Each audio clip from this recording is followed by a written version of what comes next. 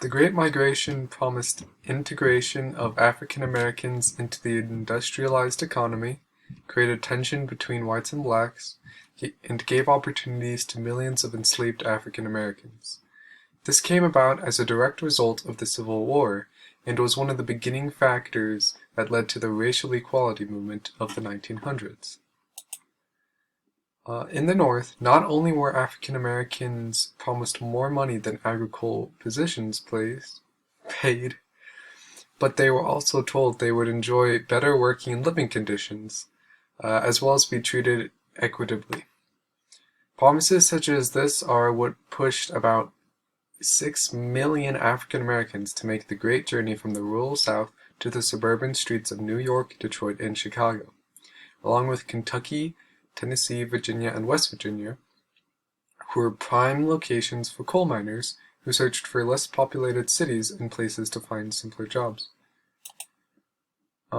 Many people chose to make the trek largely due to labor agents who were employed by northern industrialists to lure workers to their factories as a primary cause of the exodus.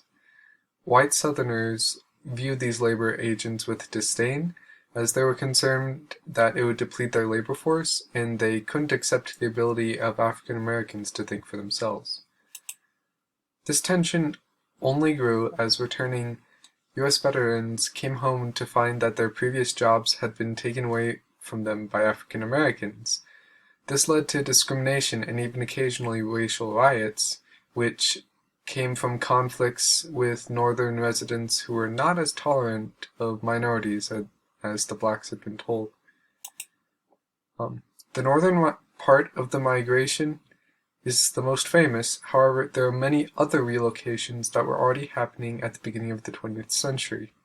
One example is when the boll weevils, a vicious bug from Mexico, destroyed the Deep South's crops, and many blacks were forced into bankruptcy from landlords.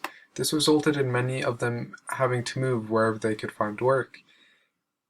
And there was also the Exoduster movement, which was an assertion of freedom for many emancipated slaves who saw declining opportunities with the end of the Reconstruction.